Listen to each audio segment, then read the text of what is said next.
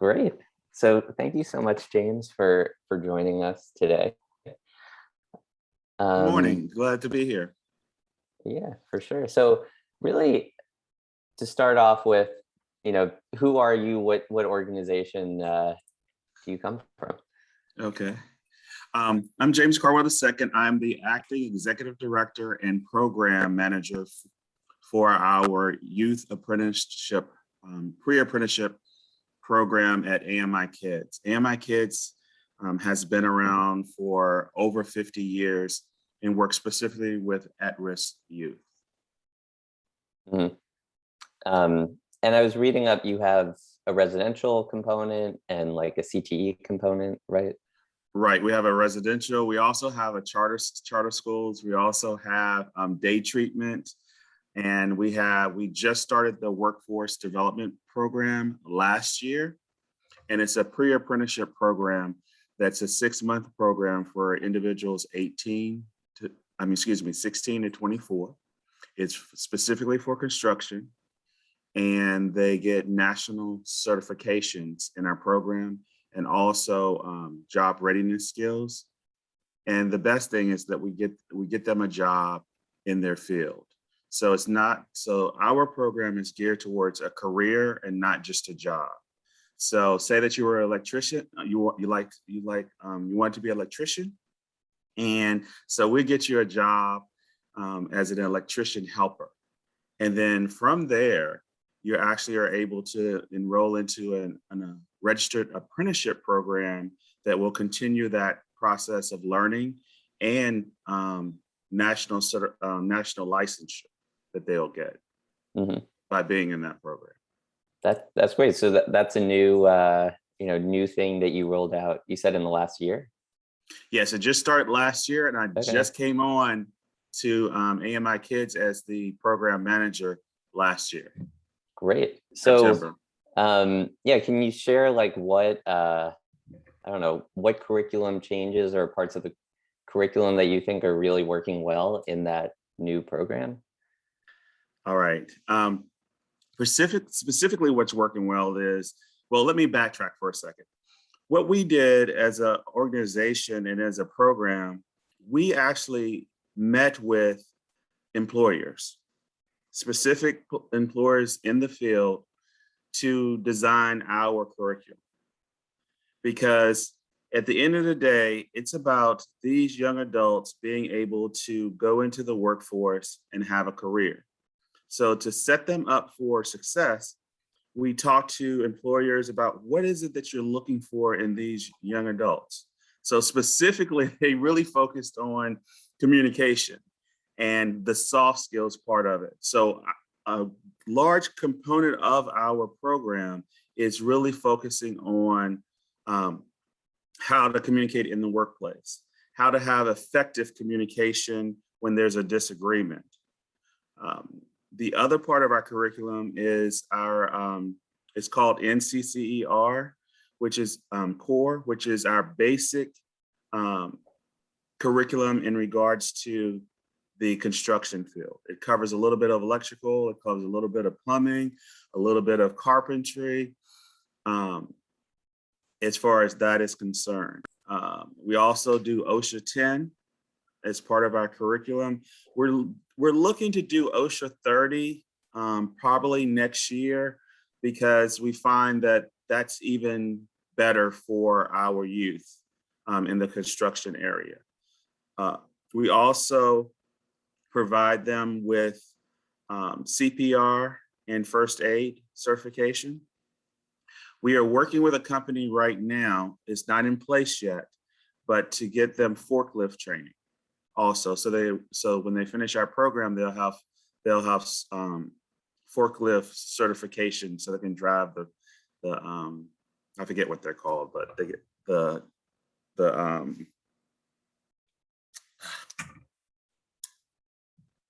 I'm sorry. Isn't it called a forklift? No. Yeah, it is called a forklift. Yes, but it's also there's other machines that they can drive too that are not forklift, but by having this training, they're able to do that. We also focus our curriculum on excuse me, on what do I do once I'm working and I'm in school? How do I balance that work life and school life? And I might have a family. How do I balance that? So we really behavioral types of curriculum we have put into place also to help them with that. Wow. So how long is this program? The program is a 6-month program. Okay. They usually finish around 4 to 5 months, but in the process, they also are working at the same time in their field. Just like I explained earlier about if you're an electrician, we'll get your electrician job. So they're actually getting on the job training as they're in our pre-apprenticeship program. And our specific program is actually a Florida registered pre-apprenticeship program through the state of Florida. We received that we applied for it and received it last January. So it's a like a registered apprenticeship program for the state of Florida? It's a registered pre-apprenticeship. Pre-apprenticeship. Okay. Right. Right. Yeah, I mean, I was looking into what would be required to do that in the state of New Jersey, and it was a ton of work. So very impressed. So for your actual, I'd like to talk more about both the construction curriculum and the soft skills curriculum. So for the construction curriculum, did you hire staff that can teach all these different fields, or are you contracting out with construction companies? How does that work? Okay. The way that our program is set up is that we have a career technical instructor that teaches our core construction curriculum. And it's also hands-on. So for example, they actually build things. Like the last thing they built was they helped build a shed that was going to house all the tools and the saws and everything. So they actually built that shed as a hands-on piece of our curriculum. Two, it's very important for our program that, like I said, we have a career technical instructor. We have what's called, in most cases, a case manager, but we call it a career coordinator that works with the kids and the young adults in regards to any barriers that they may face. And we also have a recruiter that recruits our youth. And it's part of our DOE funding, Department of Education funding that we received. And on the, so I would assume the average age is somewhere in the like 16 to 24 range. Right. Is that right? So that is how correct. Are you teaching, workplace soft skills for these 16 to 24-year-olds? Okay. One of the things is that we do a lot of scenarios, a lot of role playing and realistic role playing. We have partnered with some of our business partners to actually do some of these, like for interviewing purposes. We mock interviews. We actually have real people in the industry doing those interviews. And as far as, but really doing role playing is very important to our program to get them to understand, oh, I need to be better prepared for that question that they may ask me, or I have a situation where I'm having a disagreement with one of my colleagues and I don't like them. How do I handle that and still be on my job and do a professional job? But is the role playing, like I found that when like a participant of one program is interviewing a participant, or not interviewing, but let's say doing a role play of a disagreement in the workplace, they often don't take it as seriously when they're both in the program role playing each other. Do you bring in volunteers, or have you found that they take it seriously when they're role playing with each other? We actually bring in people, but one of the things that we have made very clear in our program is that we're going to do everything possible to help you be successful and to succeed, but we need your commitment. And commitment begins right in the beginning of our program when you decide, hey, I want to be a part of this program. So we really vet our individuals very well to make sure that this is what they want to do. So any activities that we have, any field trips that we have, they're totally in versus, oh, it's just a game kind of thing versus this is real life and this will help you. Hmm. That's cool. I mean, the vetting must be really tough because you don't, I'm sure it's partially interview, partially, I don't know, do you do a reference check or anything like that? Okay, we don't do reference checks. We Okay, don't do background checks for the employer does that once they're hired. And then sure. basically what I mean by vetting them from our perspective is what is it that you want to do or think that you may want to do? And we explain how we'll be able to help them. For example, we had a young lady, she's already graduated from our program. We had a young lady who had an issue, her phone broke. And she definitely needed a phone because she had a young child. And so what we did was we provided her with a free payphone that we paid for 3 months. So it would give her time to save money to get another phone for herself. Or we had another young man that rode his bike to work, and his bike all of a sudden didn't work anymore, couldn't fix it. We actually purchased a bike for him so that he could go to work. So that was one way of helping them with some of the barriers that they may have. Now, if there's barriers that they have that we are not able to assist with, we have what's called wraparound services with partners that we have. Say that they become homeless. So we work with a family, our Pinellas County Family Resource Center, or our Tampa, because we have 2 locations of our program in Hillsborough and in Pinellas County. Cool. No, this sounds great. So it sounds like a lot of things are working, but given that this is a new program and you've been in the field of workforce development for a while, are there any things specifically, let's say in the last 1 to 2 years that you all tried that, didn't work? And like more specifically, if there are lessons that other training programs should know about why they didn't work? Okay. Well, one of the things, since we're a new program, and I actually started in the program late. The program started July of 2020, and I was hired September 2020. And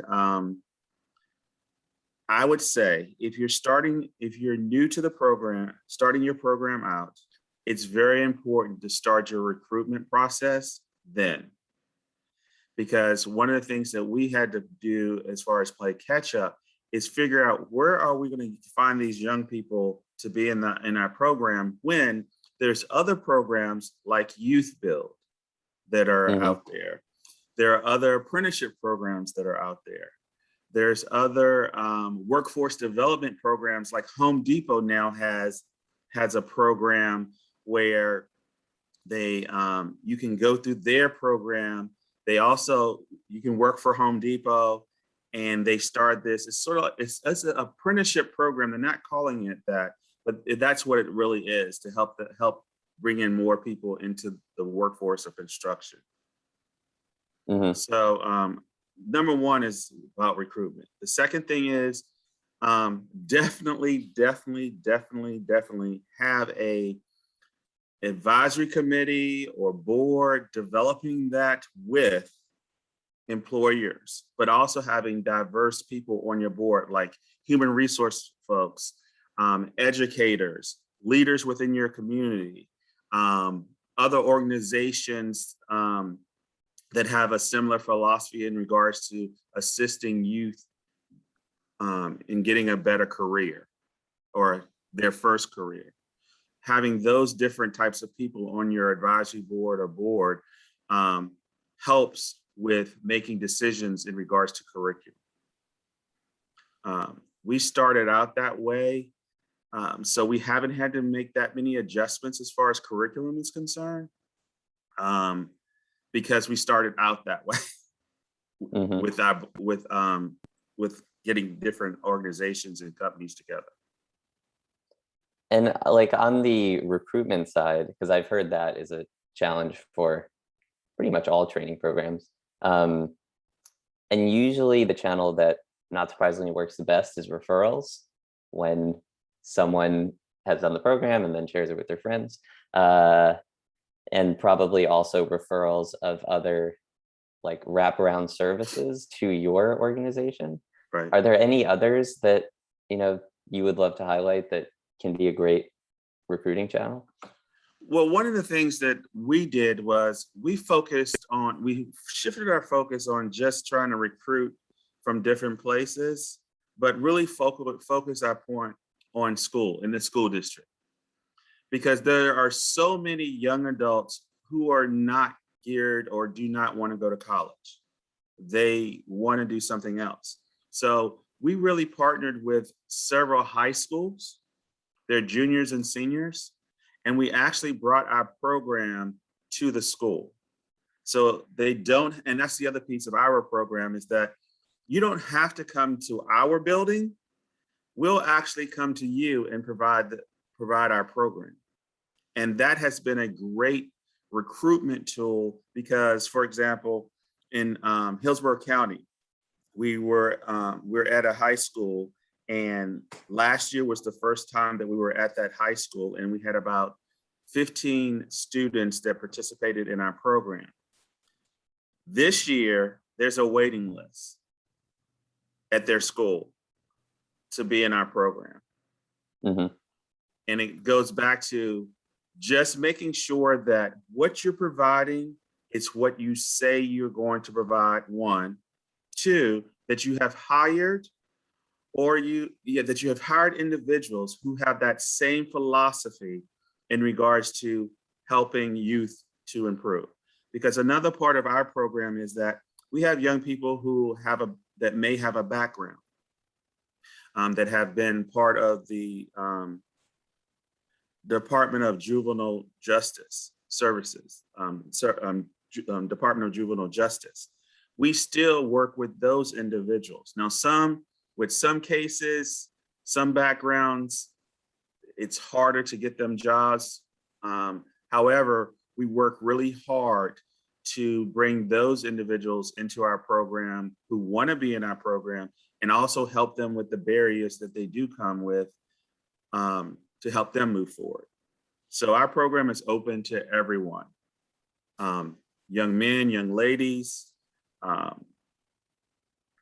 to help them improve their lives.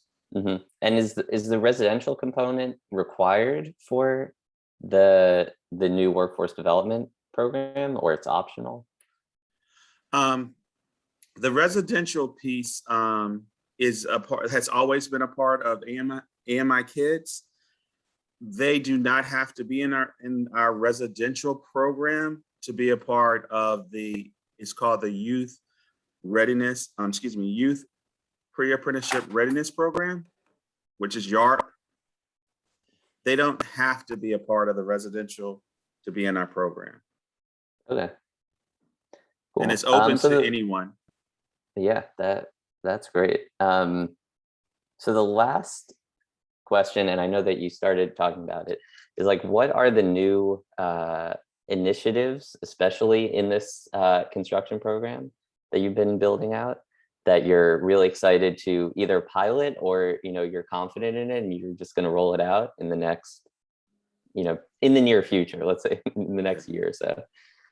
Well, one of the things that we did was we actually got approved in South Carolina for another registered pre-apprenticeship program that we haven't started yet. It's starting in January. That's one thing.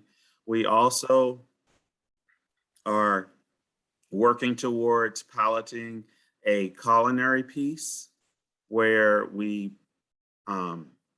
purchase a food truck and have a business sponsor it, and have professionals that will be working with the kids. So that's something that we've talked about. We've talked to different businesses at this point. It hasn't been solidified yet, but we're working towards that. And why did you choose South Carolina? Because that was another area that we have an AMIkids Oh, I see. program. And it's at our welding program is there. So it was a great fit to try to get a registered pre-apprenticeship program there.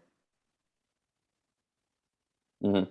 And so the food truck is going to, I guess, the revenues from the food truck will then pay the culinary students as they're Haven't worked out cooking? those Okay. details yet. Okay. Just knowing about the food truck, and then getting a restaurant and professionals to work with us on it. That's where we are in that piece. Right. We haven't finalized any details. So that's something that's in the works. Because I have seen that model work, especially in New York City, where there are some like culinary focused training programs where you can also dine there, and then they'll also make kind of like banquet meals that are Right. even nicer, and then that can serve as fundraiser as well. Right. Cool. Well, any last things that you wanted to share before I turn off the recording? Just one thing is that I just want to tell everybody that as far as workforce is concerned, it's one of those things that everyone is jumping onto, that is really focusing on. And one of the key things is that even though your program may be similar to another program, by getting together and talking helps with building out that workforce for those young adults.